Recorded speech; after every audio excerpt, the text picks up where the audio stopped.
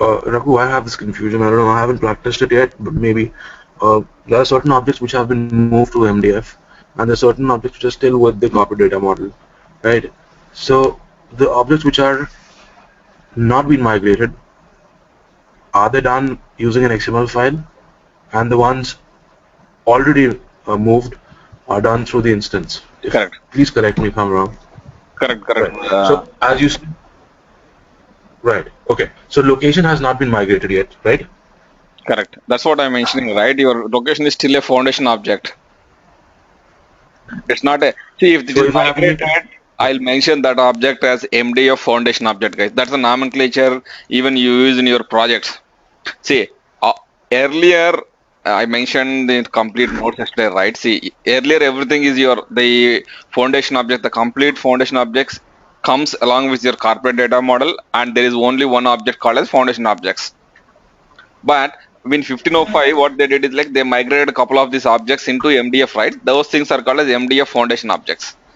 And these MDF foundation objects, I clearly mention every time that whatever that has been migrated as MDF foundation objects. Okay. And sometimes people will call them as, say, if it is we are referring to legal entity, they call it as like a Go legal entity, guys. Geo legal entity, or like say if we are referring to business unit, they refer it as the migrated ones are referred as GOBU business unit, like that. I don't refer it as Geo, but I'll make sure that I'll refer them as MDF foundation objects. Okay, let's say I'm creating a location here, and location, I'm populating the data. Right now you can see there is a name field available here. Okay, and status, code, all these things are available, right? So when you compare this with your change request, you can see name is there, okay, and description is there, location group is there. Okay, so out of this, right now you can see someone has already configured this thing. This is a description field. They want to remove this description field, and they want to make this name field as mandatory field. Right now you can see it's an optional field, right? I can go ahead and save my changes. I can create a new location.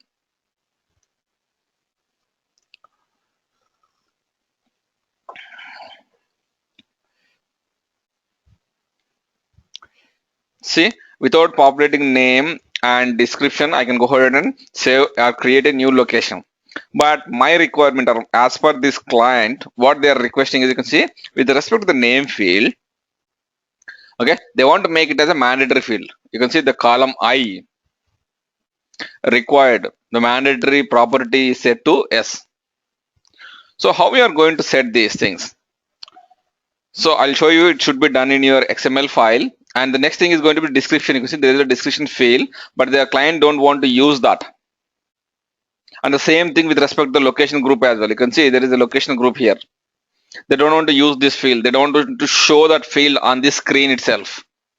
Both the description and the location group field should be hidden from this screen. And at the same time, they want to make this name as mandatory field. And as this location is still a foundation object that comes in your corporate data model, we have to customize the corporate data model XML file as per these requirements, guys. So let me get the existing data model from my provisioning system, and I'll start doing the changes, guys. Okay. At the moment, like for the other objects yesterday, we could go ahead and change the settings, the display settings and everything from the system only. We'll do it through an XML file, right, and upload it back. Correct. Okay. Yeah. Give me a second, guys. I'll get the latest data model, the current data model from our provisioning account.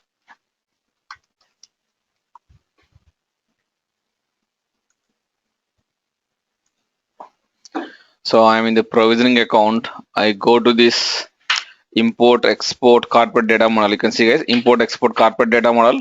Click on that.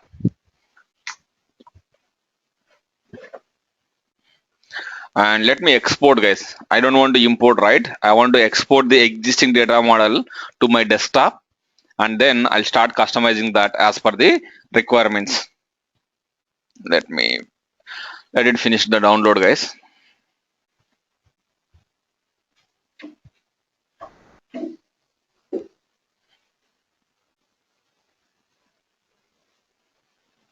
Raghu, why are we downloading this?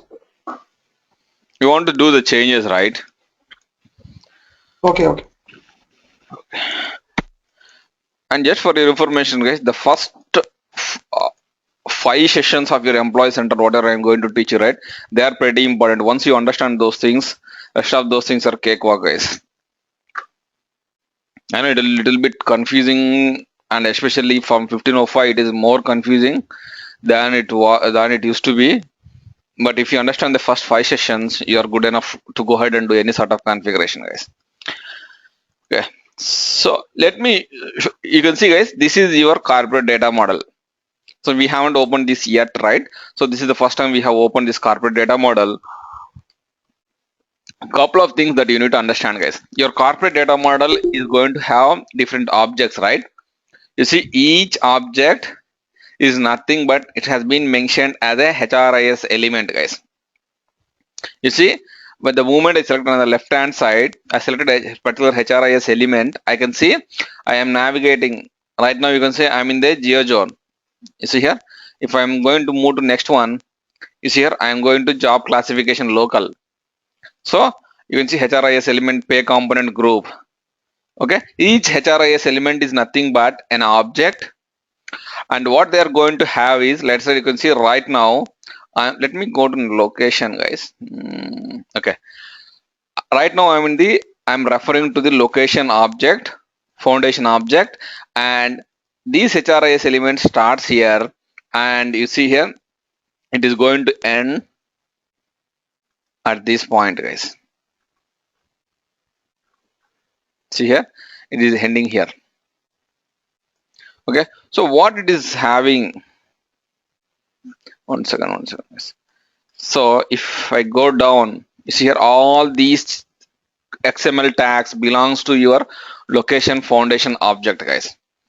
So what they are having inside is they have fields, guys. See each thing. I think your screen is closed. I can say it. It's not moving. Nothing is moving. No. I'm just navigating through this XML file. I'm looking at the notepad. I don't see the XML file. I don't know, Raji. Raju, we can see that. I think there is a problem at your end. Rajiv, quickly can you log off and log in, Rajiv? Yes, please. Yeah. Otherwise, yeah, that's the best thing. Got it. Okay. Yeah, I got it. Thank you. Sorry. Cool. Okay. Yeah. You see all these things, whatever I'm navigating here, they are the fields of your location object. Okay. And if you closely look at each field, let me go back to the top.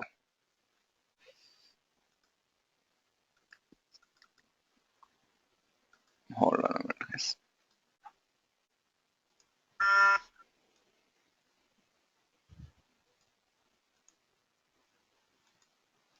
Location. Okay. See here we are starting the location object, and we have the object name, and after that you can see there is a HRIS field. Nothing but that's the first field we are seeing inside the location object. Okay, and if you scroll a little bit down, you can see the first field, whatever we have seen, right? It is ending here, and you can see there is a one more field starting here, and it is ending here. And the same thing repeats for a couple of fields, including the standard fields and the custom fields provided by success factors for the location object, guys. So what you are going to see in these XML files, you see here, if you at a high level, you can see an object is nothing but a collection of different fields, right? Okay, and these fields are going to have, you can see this is the field we are referring to, a field by name code, and this field is having the properties of what is the maximum length that can accommodate, what is the technical ID of that particular field, the technical name of that particular field in the database, what is the visibility. Visibility is nothing but whether this field should be editable on the UI or on the instance, or it is only set as read only, or it should not be displayed at all on the screen. So the property visibility is going to carry three different values, guys. One second. Raghu, is it possible you can explain in table view also? Yeah. Yes.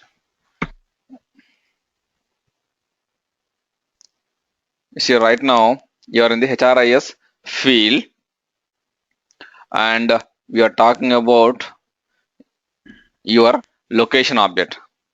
You can see in the HRIS element location. Okay, we are in the HRIS field. We are referring to the HRIS field. There are total 79 fields. Okay, and if you talk about this code, this is the one that we are talking about, right? The first one, the properties associated with this field is the maximum length it can accommodate is 32 characters, and the technical ID, the field name in the database is external code. Visibility is set to both. So the property visibility can carry three different values, guys. The possible values with your visibility property is it can be set to both, which means that that field can be editable by people in the instance. Nothing but it's editable, and it can be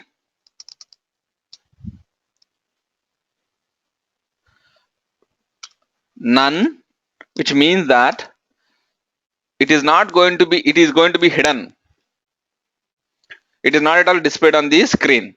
And the other property is view only. I'm to say view is the keyboard, guys. We have to place over there. Nothing but it is read only. Okay, these are the three possible values that can go into your property visibility, guys. That particular field property. If you want to make this field as editable, we have to keep both. If you want to set it as view only, read only, we have to set it to view. And if you don't want to show it on the screen itself, we have to set it to none. Okay, required, we all know that whether if it is true, it is going to be a mandatory field. If it is set to false, it's an optional field. PII, if it is a sensitive information, we want to secure the data, we have to set it to true, otherwise no. And if you want to show if it is a trailing zero, say if it's 32 characters, and if you are filling only 10 characters, the other 22 characters needs to be showed as trailing zeros. We have to set it to true, guys. And the label. So the visibility, you talk about both. It can be both, or maybe read only or write only. Yeah, at any point of time, it takes one of these values. It goes with only one of these value. These are the possible ones, but it will go with only one of those things at any given point of time.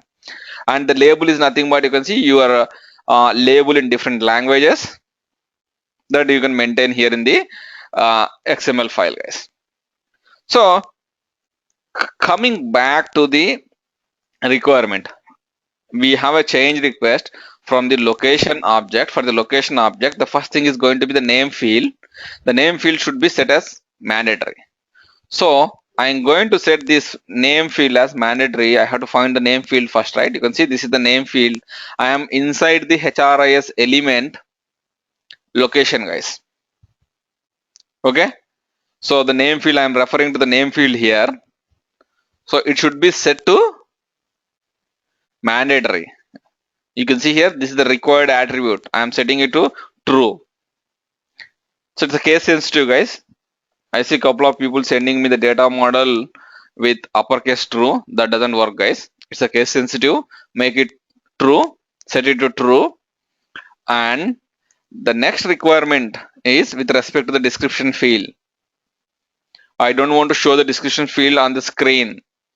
So let me navigate a little bit down. You see, this is the description field. I don't want to show this field on the screen. So I am going to change my visibility to none, which means that I'm not interested in showing this field on the screen. Okay. And the next requirement is your location group. Navigate to location group field, guys. And this is status. This is start date. This is end date. Location group, you can see. And I remember someone in the first session or in yesterday's session, someone is asking like whether you can end date an entity.